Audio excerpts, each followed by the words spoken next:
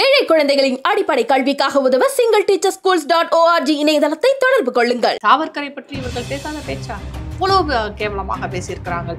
பொதுவெளியில் ஒரு கட்சிக்கு அவர் தலைவராக கருதப்படும் போது அவரை பற்றி நீங்கள் என்னெல்லாம் பேசியிருக்கீங்க? அப்போ உங்களுடைய கழகத்திற்கு ஒரு தலைவரை ஒருத்தர் கேவலமாக பேசினோடனே நீங்க போராட்டம்னு வந்து நின்றுடுவீங்களா?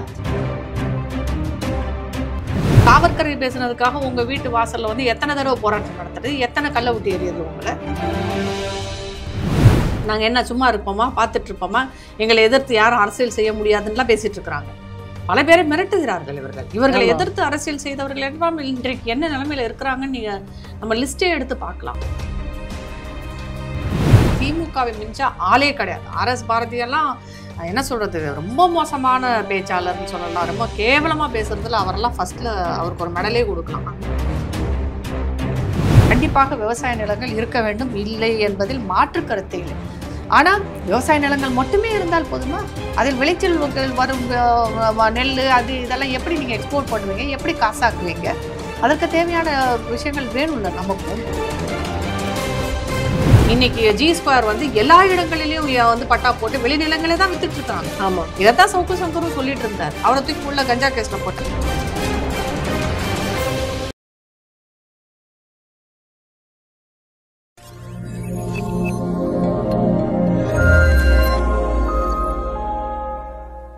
தாமரை டிவி நேயர்களுக்கு அன்பான வணக்கம். இன்று நமது சிறப்பு நேர்காணலில் நமது சிறப்பு விருந்தினராக வருகை புரிந்திருப்பவர் சமூக ஆர்வலர் ராதா தேவர் நம்மோடு இணைந்திருக்கிறார். வணக்கம் மேம். வணக்கம். சீமான் அவர்கள் அப்படின்னாவே வந்து சர்ச்சை அப்படிங்கிற மாதிரியான ஒரு டேக் பண்ணிட்டு இருக்கிற மாதிரியான ஒரு விஷயம் இப்போ போயிட்டு இருக்கு. பெரியார் அவர்களை வந்து அதிகப்படியான ஒரு சர்ச்சையான விஷயங்களை பேசி இப்ப வரைக்கும் நீண்டு கொண்டே இருக்கு. இதுல வந்து அவருடைய வீட்டை முற்றுகையிடுவதற்கான நிறைய போராட்டங்களும் பெரியார் தேச அப்படிங்கிற மாதிரியான நிறைய சமூக ஆர்வலர்கள் இருந்து போராட்டம் நடத்திட்டு இருக்காங்க. இன்னைக்கு வரைக்கும் அந்த போராட்டம் நீண்டு கொண்டே இருக்கிறது. இதற்கு அனுமதியும் தமிழக அரசு போராட்டத்திற்கான அனுமதியும் கொடுத்திருக்காங்க. அவர் அரெஸ்டே பண்ணல.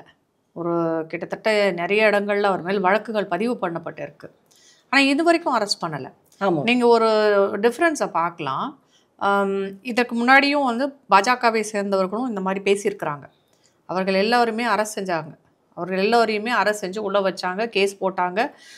இந்த அரசை பற்றி தவறாக பேசியதற்காகவும் சரி, இல்லை முதல்வர் அவரை பேசியதற்கு, உதயநிதி அவர்களை பேசியதற்கென்று பல பேர் மேல் வழக்குகள் பதியப்பட்டது. அவர்கள் எல்லாத்தையுமே வந்து கைது செஞ்சாங்க. ஆனால் இன்னைக்கு வரைக்கும் அவர் கைது செய்யலை. போராட்டம், முற்றுகை இதெல்லாம் பண்ணுறாங்க. அதுவும் டிஎம்கே பண்ணலை, திராவிட கழகம் பண்ணுது.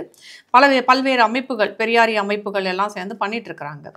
ஆனால் இதுதான் எனக்கு ஒரு விஷயம் புரியலை. எல்லாத்துக்கும் அரெஸ்ட் பண்ணுற இந்த அரசு ஏன் சீமானை இன்னும் அரெஸ்ட் பண்ணலை அப்படிங்கிற ஒரு கேள்வி எனக்கு இருக்குது. அது பயத்தினால அரெஸ்ட் பண்ணாமல் இருக்கிறாங்களா, இல்லை அவர்களுக்குள்ள ஏதாவது ஒரு உடன்படிக்கை இருக்குன்றது மாதிரி இருக்கா? எனக்கு எதுவும் புரியலை. என்ன பயம்? ஒன்று வந்து இளைஞர்கள் கிட்ட ஒரு செல்வாக்கு இருக்குது. நமக்கு பிடிக்குதோ பிடிக்கலையோ, சீமானவர்களுக்கு இளைஞர்களிடம் ஒரு செல்வாக்கு இருக்குது. ஏன்னா அவர் தமிழ் தேசியம் பற்றி பேசுகிறார். தமிழ்ன்றதே வந்து ஒரு உணர்ச்சி பூர்வமான ஒரு விஷயமாக பார்க்கப்படுகிறது தமிழ்நாட்டில்.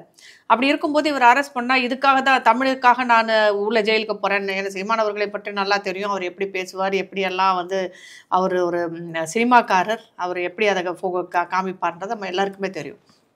இது ஒரு மாதிரி நெகட்டிவ் ஆகிடுமோ நமக்கு தமிழர்களிடம்? ஏன்னா அவர் காமிக்கிறதே நாங்கள் வந்து தமிழர்கள், நீங்கள் தமிழர்கள் அல்ல அப்படிங்கிற மாதிரி தான் அவர் ப்ரொஜெக்ட் பண்ணி கொண்டு போயிட்டு இருக்கார் இன்றைக்கு வரைக்கும். அது அந்த மாதிரி தமிழர்களிடம் நமக்கு ஒரு அந்நியப்பட்டு விடுவோமோ என்று வந்து திமுக நினைக்கிறான். அப்படிதான் நான் இதை பார்க்குறேன். அந்த பயம் இருப்பதற்கு வாய்ப்புகள் இருக்குது. இளைஞர்களின் கோபத்துக்கு நம்ம ஆளாக வேணாம், ஒரு பெரிய இளைஞர் கூட்டம் அவருக்கு பின்னாடி இருக்குது அப்படிங்கிற ஒரு பயமும் இருக்கலாம். அது அந்த மாதிரி ஒரு பயத்தில் அரெஸ்ட் பண்ணாமல் இருக்கலாம். இது ஒரு பக்கம் இருந்தாலும் இன்னொரு பக்கம் 2 பேரும் சேர்ந்து கூட்டா இருக்கிறாங்களோ அப்படிங்கிற டவுட்டும் எனக்கு வருது நிறையாவே. யாரு கூட்டம்? சீமானவர்களும் திமுகவுமே சேர்ந்து. ஏன்னா இது வரைக்கும் அவர் ஈவேராவை புகழ்ந்து தான் பேசிட்டு இருந்தார். திடீர்னு இப்போ அவரை பற்றி தவறாக பேசுகிறார். அவரை பற்றிய பல குற்றச்சாட்டுகளை வைக்கிறார். அதுக்கு இப்போதான் எனக்கு தெரிஞ்சது, படித்தேன் அப்படின்லாம் அவர் சொல்கிறாரு.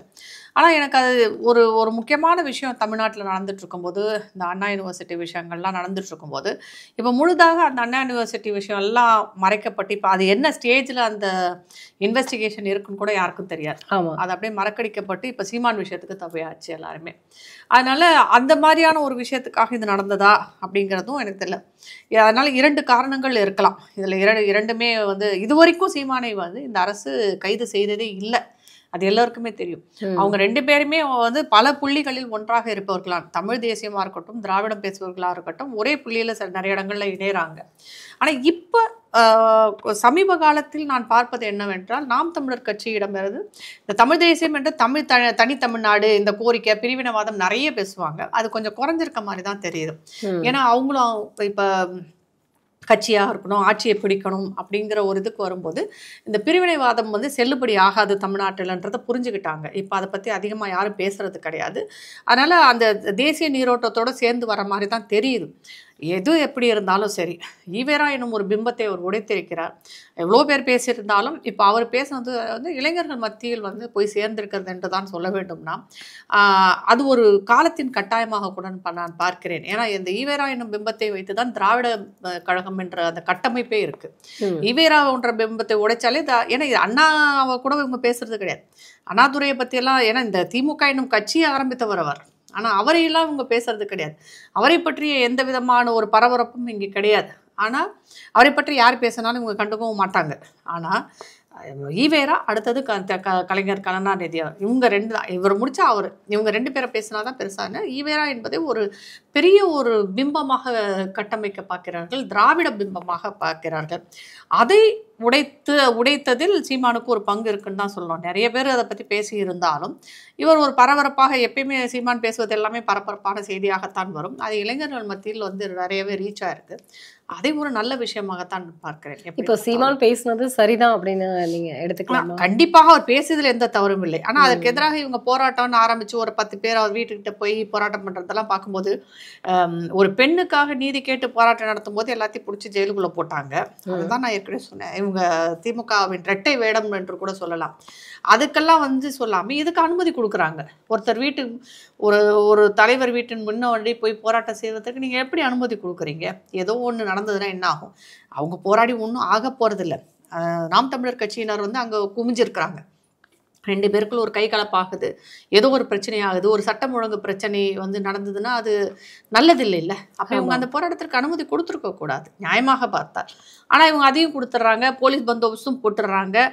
என்ன நடக்குதுன்னு கூட நமக்கு தெரியும். தமிழக அரசு இரட்டை வேடம், பயங்கரமான இரட்டை வேடம். திராவிட கழகம் ஒன்றும் பெரிய கட்சியெல்லாம் கிடையாது. அதில் ஒரு 10 பேர் இருப்பாங்க கருப்பு சட்டை போட்டுட்டு. அதுக்கு மேலே பெருசாலாம் ஆள் கிடையாது.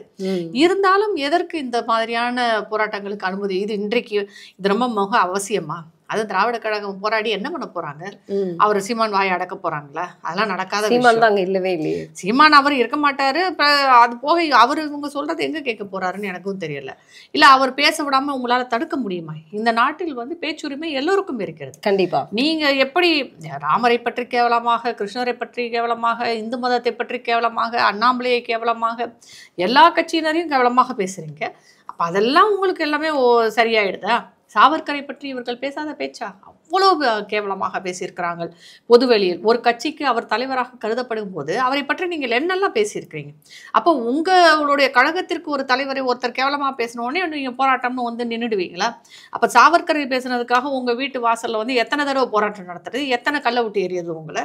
அப்போ இவர்களுக்கு வந்து பொதுவாகவே இந்த திராவிட கழகம், திராவிட முன்னேற்ற கழகம், இந்த திராவிட கட்சிகள், கழகங்களுக்கு பேச்சுரிமையெல்லாம், அவங்களுக்கு கருத்துரிமை, பேச்சுரிமை, இதிலெல்லாம் அவங்களுக்கு ஜனநாயகத்தில் நம்பிக்கை இல்லை. அவர்கள் வைத்தது சட்டம், அவர்கள் சொல்வதை தான் நம்ம ஏற்றுக்கொள்ள வேண்டும், அவர்கள் சொல்வது தான் சரி. அங்கே மாற்று கருத்துக்கே இடமில்லை. அது அப்படி சொன்னால் என்ன ஆகுன்றத இப்போ இன்னொருத்தர் பேசியிருக்கார். பேசினா என்ன நடக்கும்னு சொல்லிட்டு, நாங்கள் என்ன சும்மா இருப்போமா, பார்த்துட்டு இருப்போமா, எங்களை எதிர்த்து யாரும் அரசியல் செய்ய முடியாதுன்னெலாம் பேசிகிட்டு இருக்கிறாங்க. பல பேரை மிரட்டுகிறார்கள் இவர்களை எதிர்த்து அரசியல் செய்தவர்கள் எல்லாம் இன்றைக்கு என்ன நிலைமையில இருக்கிறாங்கன்னு நீங்க நம்ம லிஸ்டே எடுத்து பார்க்கலாம். கண்டிப்பா. ஆரம்பத்துல இந்த சிவாஜி கணேசனா இருக்கட்டும், அதற்கப்புறம் SS ராஜேந்திரன் அவர்கள், T ராஜேந்திரன் அவர்கள், பாக்கியராஜ், கடைசியா விஜயகாந்த் அவர்கள், இன்னும் நிறைய அந்த லிஸ்ட்ல ஒன்று காணாமல் போய்விடுவார்கள். இல்லாட்டி அவர் சொன்ன மாதிரி, ஒருத்தர் சொன்ன மாதிரி அவங்க உயிரோடவே இருக்க மாட்டேங்கிறாங்க. அந்த மாதிரி தான் நடக்குது. திமுகவை பேசுவதற்கு ஒரு யோகிதை வேண்டும். இப்ப நீங்க சொல்ற விஷயம்தான். திமுகவை எதிர்த்தவன் நிலைத்ததும் இல்லை, உயிரோடு வாழ்ந்ததும் இல்லை அப்படின்னா RS பாரதி தான் அந்த விஷயத்தை இப்ப பேசிட்டு இருக்காரு. அதுதான் ரொம்ப சர்ச்சையா போயிட்டு இருக்கு. திமுகவை எதிர்த்து நிறைய பேர் பேசியிருக்காங்க. ஏன் ஈவேராவே பேசியிருக்காரு, ஈவேராவே கழுவி ஊத்திருக்காரு அவங்க திமுக என்னும் கட்சியை பற்றி. அதற்கப்புறம் அதிமுக வெளியில வரும்போது எம்ஜிஆர் அவர்கள் எவ்வளவோ பேசியிருக்காரு திமுக பத்தி. செல்வி ஜெயலலிதா இவங்கள மனவாரியா பேசியிருக்கிறாங்க. அது இவங்களாலதான் சட்டசபையிலேயே சட்டசபையிலேயே இவங்களை பத்தி எவ்வளவு கேவலமா பேசியிருக்கிறாங்க. மற்ற எல்லா கட்சிகளும் பேசியிருக்கேன். ஏன் இந்த கட்சியை பற்றி வந்து கேவலமாக பேசாதவர்கள் யார் இருக்கிறார்கள்? எல்லாரும் பேசியிருக்கிறாங்க. இவர் என்னமோ இவங்களை பத்தி இந்த ஒரு தடவை உங்க எலெக்ஷன்ல ஜெயிச்சு வந்திருக்காங்க, அதுவும் கூட்டணி பலத்தோட. அது 10 வருஷம் நீங்க வந்து எலெக்ஷன்ல ஜெயிக்க முடியாம தானே இருந்தீங்க. ஆளுமைகள் எல்லாம் இறந்த பிறகு நீங்க வர்றீங்க. அது இதுல என்ன பெரிய சந்தோஷம் உங்களுக்கு? அது உங்க எத்தனை சீட்டு வச்சிருக்கிறீங்க நீங்க?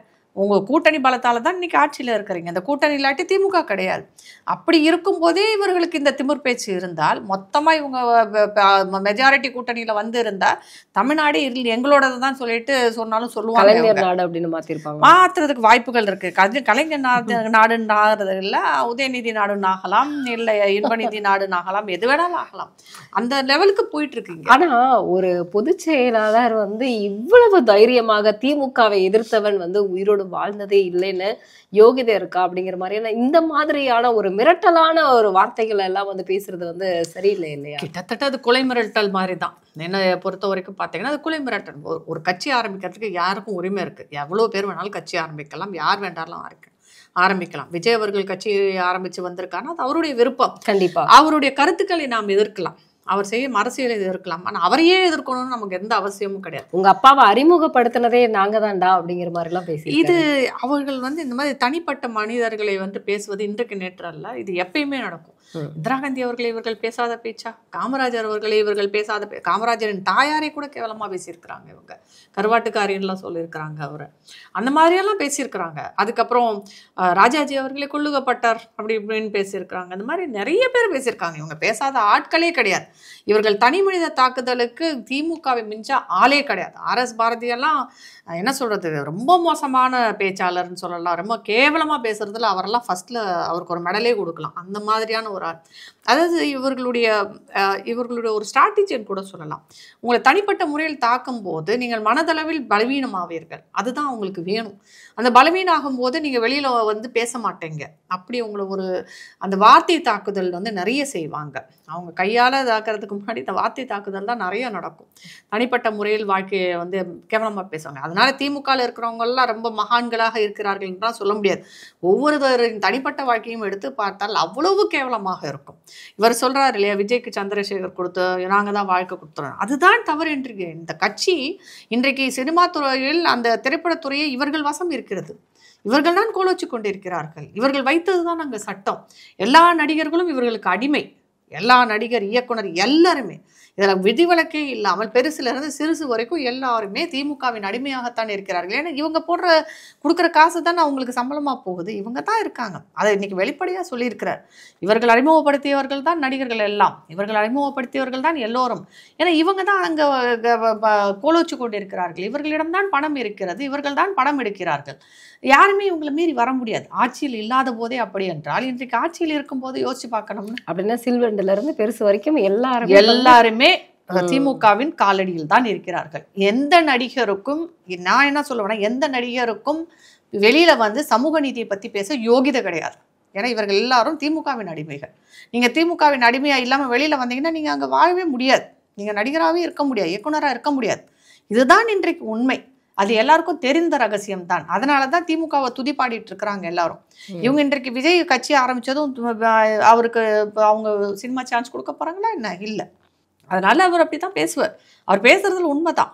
அவங்க தான் நடிக்க வைக்கிறாங்க, அவங்க தான் எல்லாரையும் கொண்டு வர்றாங்க, அவங்க தான் பேசவும் வைக்கிறாங்க எல்லாரையும். மற்ற கட்சிகளுக்கு எதிராக நடிகர்களை வைத்து அடுத்த கட்சியினரை பற்றி பேச வைப்பது இவர்கள் தான்.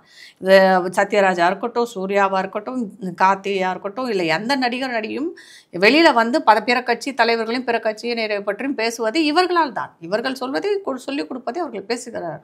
ஏன்னா இவங்க தான் படி எடுக்கிற எஜமான். இப்ப பரந்தூருக்கு வந்து தாவேக தலைவர் விஜய் அவர்கள் போயிருக்காரு. அந்த இடத்துல வந்து வளர்ச்சியை நாங்க தடுக்கல, ஆனா வந்து வளர்ச்சி இந்த இடத்துல வந்து வேண்டாம், பரந்தூர் மக்களோட விவசாயத்தை அழிக்க வேண்டாம், ஏன்னா விவசாயத்தை அழித்து பசுமை விமான நிலையம் தேவையில்லை அப்படிங்கிற மாதிரி சொல்லியிருக்காரு.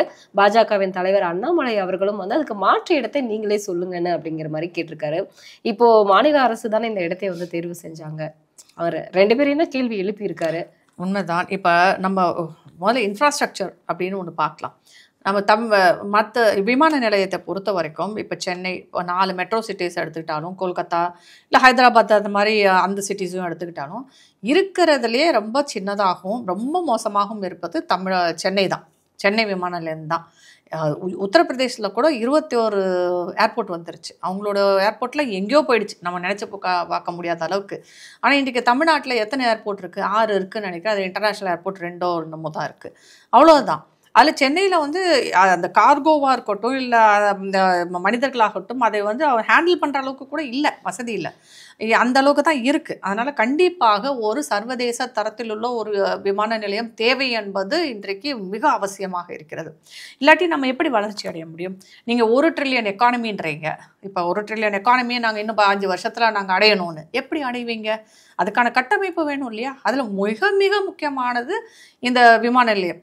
இவர் விஜய் வந்து விமானத்தில் போக மாட்டாரா? அவரே எத்தனை தடவை சென்னை விமான நிலையம் போயிருப்பார்ல, தெரியாதா அவருக்கு? விமான நிலையம் எந்த நிலையில் இருக்குது, நமக்கு எப்படி வேண்டும் அப்படி என்பது. இது கிரீன்ஃபீல்டு விமான நிலையம் சொல்கிறாங்க, மிகப்பெரியது. அது ஆக்சுவலாக புதுசாக கட்டப்பட போகும் ஒரு விமான நிலையம். அது கிரீன்ஃபீல்டுன்னா அதுதான் அர்த்தம். அப்போ அது தேவை. சரி, எத்தனை வருடங்களாக இதை நீங்கள் பேசிக்கொண்டிருக்கிறீர்கள்? பல இடங்களை காமிச்சிட்டீங்க, கடைசியில் நீங்கள் 2 சூஸ் பண்ணி ஒன்று கொடுக்குறீங்க. இது எல்லாமே மாநிலம் செய்வது தான். அதில் மத்திய அரசு கொண்டு வந்து கட்டும். சரி, இந்த இடம் இல்லாட்டி வேறு இடங்கள் எந்த இடம் பார்த்தாலும் தமிழகம் என்பது ஒரு விளைச்சல் நிலம் அதிகமாக உள்ள ஒரு பூமி. நீங்கள் எந்த இடத்த போட்டாலும் அங்கே விளைச்சல் நிலம் இருக்கும். இல்லாமல் எப்படி இருக்கும்? கட்டாந்தரையாக பாலைவனமாக இருக்கிற இடத்துல போய் யாரும் விமான நிலையம் கட்டுவாங்களா? நம்ம யோசிக்க வேண்டாமா? ஒரு இடம் என்பது அங்கே விளைச்சல் நிலம் எவ்வளோ இருக்குது என்பதை பொறுத்து தான். நீங்கள் வந்து கொஞ்சமாக இருக்குது, ஒரு 20% விளைச்சல் நிலம் இருக்குது, இல்லை 60%, இல்லை 100% இப்படி கூட வச்சுக்கலாம். இப்போ ஓரளவுக்கு விளைச்சல் நிலங்கள் இருக்கத்தான் செய்யும், அதை மறுப்பதற்கில்லை, அதை ஒன்றுமே செய்ய முடியாது. அப்படி இல்லாட்டி விமான நிலையமே வேண்டாம்னு சொல்லிட்டு எல்லோரும் கட்ட வேண்டியில் கூட போகலாம். அது பஸ் நிலையம் கட்டும்போது இப்போ கீழம்பாக்கத்தில் இருந்த அது மட்டும் என்ன இடம்?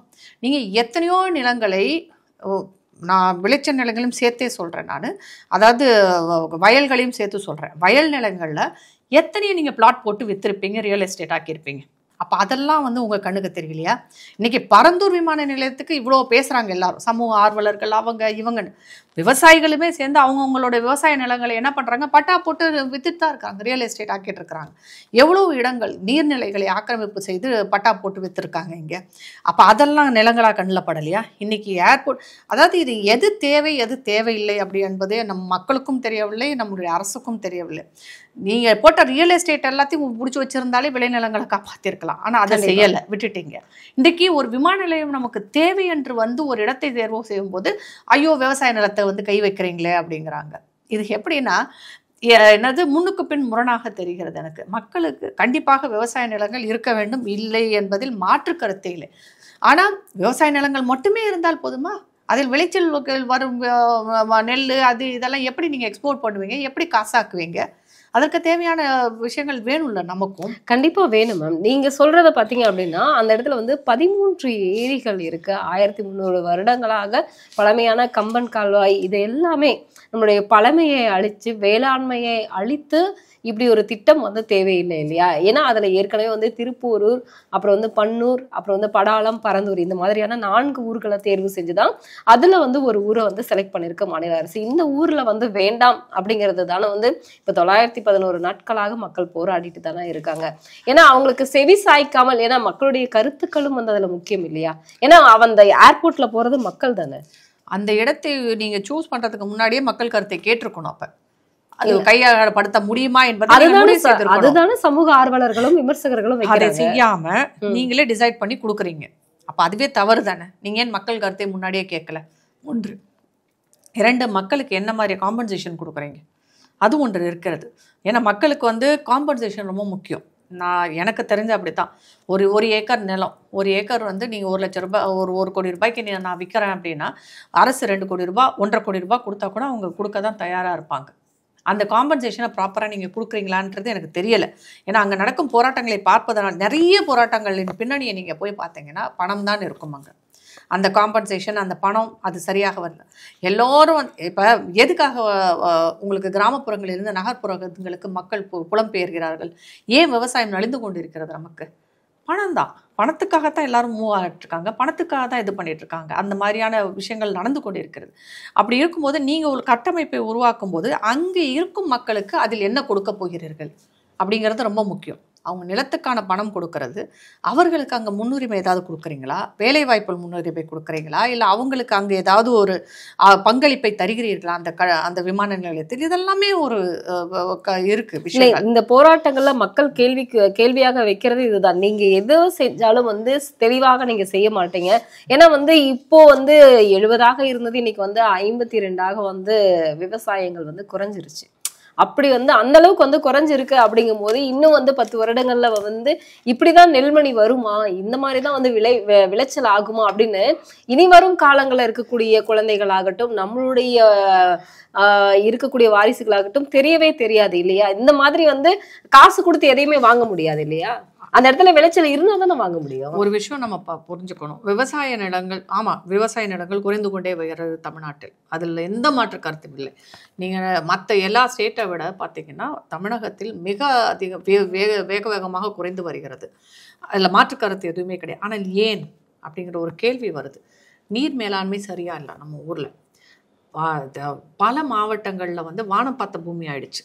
உங்களுக்கு விவசாயம் பண்ணுவதற்கு அவர்களுக்கு விருப்பம் இல்லை. விவசாயத்தில் உங்களுக்கு வேலை செய்ய விவசாய நிலத்தில் ஆட்கள் கிடையாது, உங்களுக்கு கிடைக்க மாட்டேங்கிறாங்க. தண்ணி கிடையாது, சரியான அதாவது அவங்களுக்கு விளைவிக்கிற அந்த விளைச்சலுக்கு சரியான இது கிடையாது, அவங்களுக்கு பணம் கிடைக்கிறதும் இல்லை. இப்படி பல விஷயங்கள் நீங்கள் வந்து இது ஒன்று மட்டும் நம்ம எடுத்துக்க முடியாது.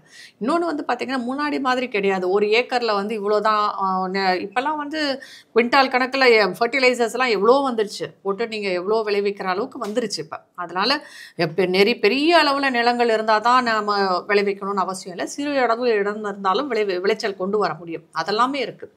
ஆனால் அதற்கான காரணங்கள் ஏன் வந்து நம்மளுடைய விளைநிலங்கள் காணாமல் போகின்றது என்பதற்கு பல காரணங்கள் ஒன்று இருக்குது. அதில் ஒன்று நான் சொன்னது ரியல் எஸ்டேட் மாஃபியா. இதை பற்றி யாருமே பேச மாட்டேங்கிறாங்க. இப்போ கிளம்பாக்கம் பக்கத்தில் இருந்த எல்லா விளைநிலங்களும் வந்து ரியல் எஸ்டேட் ஆகிடுச்சு. சென்னையை சுற்றி நீங்கள் எங்கே போனாலும், திருவள்ளூர் வரைக்கும் நீங்கள் பார்த்தீங்கன்னா எல்லா விளைநிலங்களும் இன்றைக்கு ரியல் எஸ்டேட்டாக மாறிட்டு இருக்கு. இப்போ அதெல்லாம் நீங்கள் தடுக்க மாட்டேங்கிறீங்களே. ஒரு வசதி ஒரு மாநிலத்துக்கு தேவை என்று ஒரு திட்டத்தை கொண்டு வருவது மட்டும்தான் இந்த போராட்டங்கள் தெரிகிறதே ஒழிய, ஏன் இதையெல்லாம் எதிர்த்து வந்து இங்கே போராட்டம் நடக்கலைன்றது தான் என்னோட கேள்வி. இப்போ நீங்க சொல்ற மாதிரி வானம் பார்த்த பூமியாக இருக்கக்கூடியது நிறைய நிலங்கள், நிறைய ஊர்கள் இருக்கு. ஆனா இங்க எதுவுமே இல்லாம ஏரியில தண்ணி இருக்கு, ஆத்துல தண்ணி இருக்கு, அதே மாதிரி விளைச்சல் பண்றதுக்கான எல்லா வசதிகளையும் இயற்கையான ஒரு சார்ந்த ஒரு இடமா இருக்கு. அதனாலதான் நாங்க வேண்டாம்னு சொல்றோம், இதையும் அழிக்க வேண்டாம். நானும் அதே தான் கேட்குறேன். நம்ம சென்னையை சுற்றி கிட்டத்தட்ட 800 ஏரி இருந்தது, எல்லாம் அழிஞ்சு இன்னைக்கு 200 இருக்குன்றாங்க. அதுக்கும் கம்மியாக போயிட்டு இருக்கு. இன்றைக்கு நீங்கள் போய் பார்த்தால் கொரட்டூர் ஏரி இன்னைக்கு காணாமல் போய் அங்கே வீடாக கட்டிட்டு இருக்கிறாங்க. ஒரு 2 வருஷத்துக்கு முன்னாடி வரைக்கும் அது ஏரியா இருந்தது, இன்னைக்கு அதை எதிர்த்து ஏன் போராட்டம் இல்லைன்றதான் என்னுடைய கேள்வி. ஏன் இங்கே செலக்டிவாக நீங்கள் போராட்டம் நடத்துறீங்க? ஒரு மத்திய அரசு திட்டம் கொண்டு வருதுன்னு உடனே போராட்டம் நடக்கிறீங்க. இது மாதிரி டங்ஸ்டன்ல இதான் நடந்துச்சு, ஸ்டெர்லைட்ல இதான் நடக்குது. இதில் என்னன்னா, நான் செலக்டிவாக பார்க்குறேன். அந்த மத்திய அரசு திட்டம்ன்ற இடத்துல மட்டும்தான் போராட்டம் நடக்கிறதே ஒழிய எல்லாம் அரசியலாக பார்க்கிறாங்க, அரசியலாக்குகிறார்கள். என்னுடைய இது அதுதான். உங்களுக்கு விமான நிலையம் வேணும் என்றால் எங்கே வேணாலும் கட்டுங்க, ஆனால் தேவை, அவ்வளோதான். அது ஒரு இடத்தில் தேவைப்படுகிறது, அங்கே கட்டி ஆக வேண்டும்.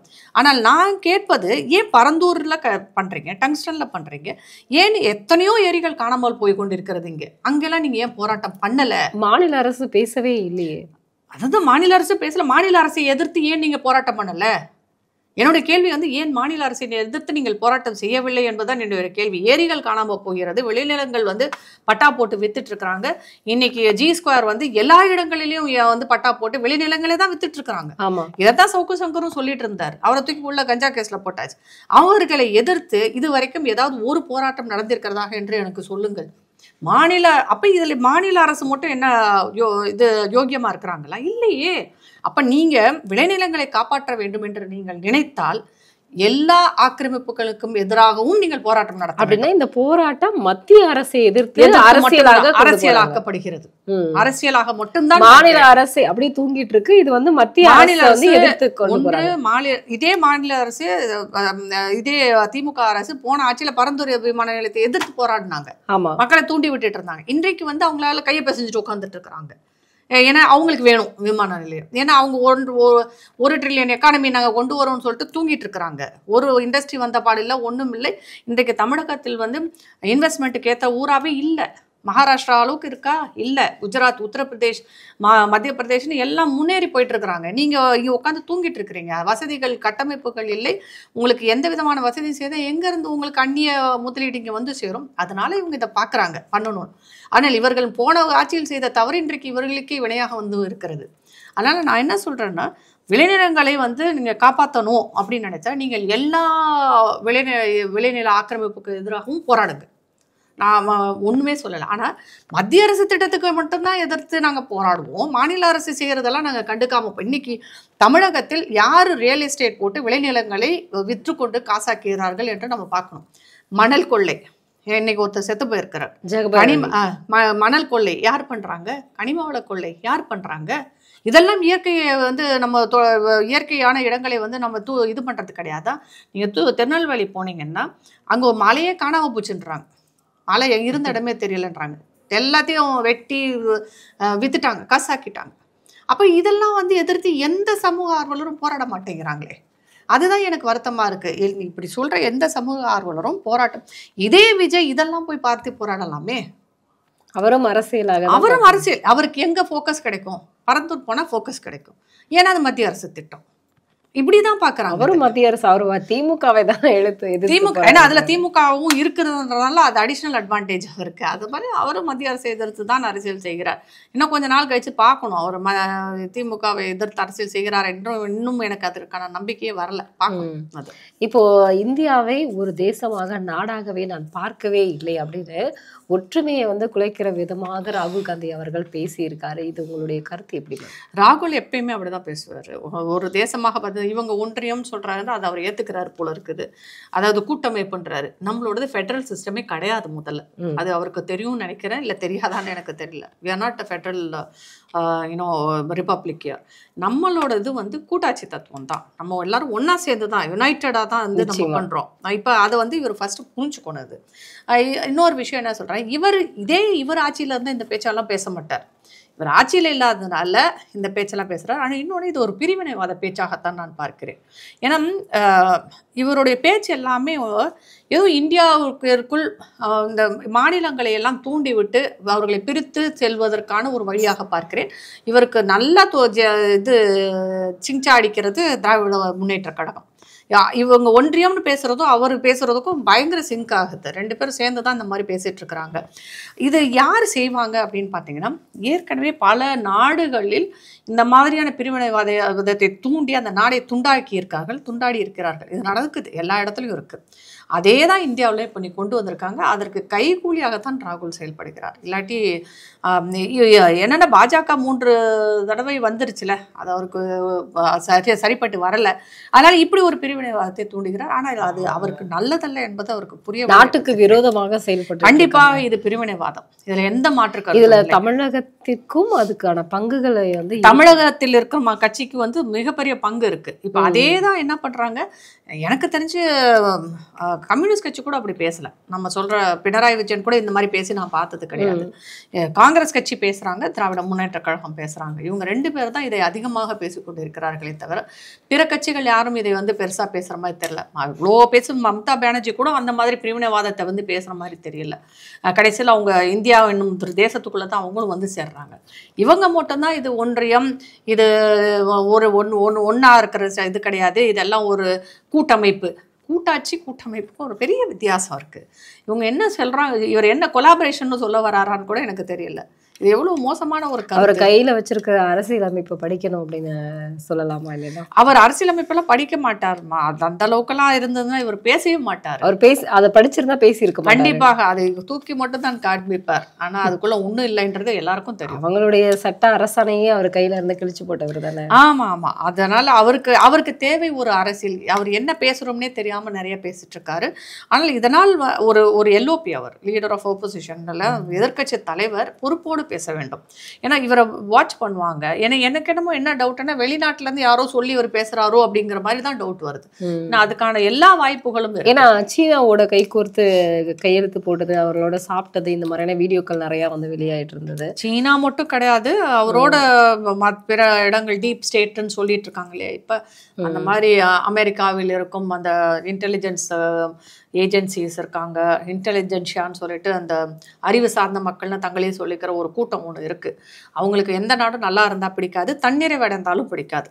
அந்த மாதிரி ஆட்களை வந்து இவங்க தூண்டி விடுவாங்க. இந்தியா என்பது ஒரு பெரிய ஜனநாயக நாடு, வெற்றிகரமாக ஜனநாயகத்தை வந்து கொண்டாடி கொண்டிருக்கிற ஒரு நாடு, தேர்தல் முறையாக நடக்கும் நாடு. இந்த மாதிரி ஒரு தேர்தல் எங்கேயுமே நடக்கலை.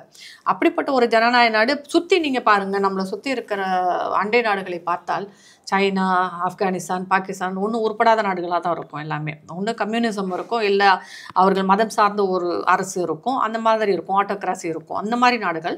இதற்கு நடுவில் ஒரு நாடாக இன்றைக்கும் வந்து இந்தியா வந்து ஒரு ஜனநாயக நாடாக திகழ்ந்து கொண்டு இருப்பது நிறைய பேரோட கண்ணை உறுத்திட்டு தான் இருக்குது. அதுவும் நாம் வெற்றி நடை போட்டுக்கொண்டே இருக்கிறோம். பொருளாதார ரீதியாகவும் சரி, எல்லாத்தையும். அதில் சில எக்ஸாம்பிள்ஸும் சொல்ல முடியும் நான். இப்போ நம்மளோட பாவர்ட்டி இண்டெக்ஸே வந்து 0.069 MPIன்னு வந்திருக்கு. குறைந்து உள்ளது. நான் சொல்ல வர்றது 55% இருந்தது. உங்களுக்கு 2005-06 வந்து 55% இருந்தது. இன்றைக்கு நமக்கு வந்து பாவர்ட்டிக்கு கீழே இருக்கிறவங்க 11.4% தான் வந்து இருக்காங்க. நம்ம வந்து அவங்கள வெளியில் கொண்டு வந்திருக்கோம். அவங்க வறுமை கோட்டிலிருந்து நாம் அவர்களை வெளியே இழுத்து விட்டுருக்குறோம்.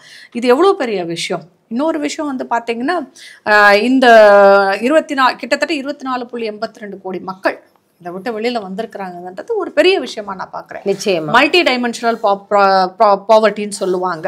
அதாவது எல்லா இதுலேயும் இண்டெக்ஸ்லையும் எடுத்து பார்க்கும்போது அது போய் இதில் முக்கியமான விஷயம், நம்ம பெரிய மாநிலங்களாக கருதும் உத்தரப்பிரதேசம், பீகார், மத்திய பிரதேஷ், இவங்க எல்லாம் இங்கே தான் வந்து அதிகமான வறுமை இருந்தது. அங்கெல்லாம் வறுமை கோட்டுக்கு இருக்கும் மக்கள் வந்து இப்போ வெளியில் வந்திருக்காங்க. வேக வேகமாக வறுமை வந்து குறைந்து கொண்டு இருக்கிறது அந்த மாநிலங்கள். ஏன்னா அது நமக்கும் நல்லது. இன்றைக்கு திமுக சொல்கிறாங்க இல்லையா, எங்ககிட்ட நீங்கள் டாக்ஸை வாங்கிட்டு அவங்கக்கிட்ட கொடுக்குறீங்க, வெகு விரைவில் அவர்களிடம் வாங்கி நமக்கு செலவு செய்யும் காலமும் வரும். அந்த அளவுக்கு அவங்க முன்னேறிட்டு இருக்கிறாங்க. அதனால இந்த இன்னொன்று அதாவது நமக்கு முக்கியமான உணவு, உடை, இருப்பிடம், நீர் ரொம்ப முக்கியமான. இது எல்லாத்தையுமே இந்த கவர்மெண்ட் வந்து பார்த்துட்டு இருக்காங்க. உணவை பொறுத்த வரைக்கும் கோவிட் டயத்தில் கூட எல்லாருக்கும் வந்து அரிசி கிடைக்கிற மாதிரி நம்மளுடைய பிடபிள்யூடி வந்து வசதி செஞ்சுருக்கிறாங்க. ஸோ அது வந்து எல்லா பக்கமும் நம்மளுக்கு குறைந்த விலையில் வந்து உணவு தானியங்கள் கொடுக்கப்படுகிறது. அதுக்கப்புறம் வந்து பார்த்திங்கன்னா இந்த இருப்பிடம், அதற்காக வந்து எவ்வளோ இப்போ கூட கொஞ்ச நாளைக்கு முன்னாடி கூட பிரதம மந்திரி அவர்கள் ஒரு திட்டத்தை நிறைவேற்றி வச்சுருக்கா. எல்லோருக்கும் வந்து இருப்பிட வசதி செய்வதற்கான வசதிகள் நிறைய பேருக்கு வந்து வீடு கட்டி கொடுத்துருக்காங்க. ஆவாஸ் யோஜனாவிலையும் சரி, பல திட்டங்கள் மூலமாகவும் செஞ்சுருக்கிறாங்க. நீர் வந்து ரொம்ப முக்கியமான ஒரு விஷயம் நமக்கு எல்லாத்துக்குமே. அது ஜல்ஜீவனில் வந்து கிட்டத்தட்ட வந்து பார்த்திங்கன்னா 93% மக்களுக்கு குடியிருப்புகளுக்கு இப்போ வீடு, தண்ணீர் வசதி, குடிநீர், சுத்தமான குடிநீர் வசதி கொடுத்துருக்கோம். அது எவ்வளோ பெரிய விஷயம். ஏன்னா நம்ம வந்து கிட்டத்தட்ட 133வது இடத்துல இருந்தோம் நம்ம தரவரிசையிலன்னு பார்த்தீங்கன்னா. இப்போ வந்து அப்படி கிடையாது. ஆனால் இதே 2014 வந்து பார்த்தீங்கன்னா 1.2 மில்லியன் தான். ஆனால் இப்போ வந்து பார்த்திங்கன்னா எங்கேயோ போயிட்டுருக்கோம். நம்ம குடிநீர் வசதி எல்லா இடங்கள்லையும் செய்து கொடுக்கப்பட்டு இருக்கிறது. அதுக்கப்புறம் வந்து பார்த்திங்கன்னா எலக்ட்ரிசிட்டி, அந்த பவர் ஜெனரேஷனில், க்ரீன் பவர் ஜெனரேஷனில் நம்ம முதல்ல வந்துட்டுருக்குறோம், முதலிடத்தில் இருக்குது. இதெல்லாம் வந்து நம்மளுடைய முன்னேற்றங்கள் தானே. இது ஒரு இந்தியராக நாம் பெருமைப்படும் விஷயங்கள் நிறைய இருக்கும்போது, இவர் ராகுல் எப்போ பார்த்தாலும் நம்ம எதை வந்து நினச்சி அவமானப்படணும்னு நினைக்கிறோம் அதை பற்றி மட்டுமே பேசிகிட்டு இருக்கிறார். அது தவறு. அது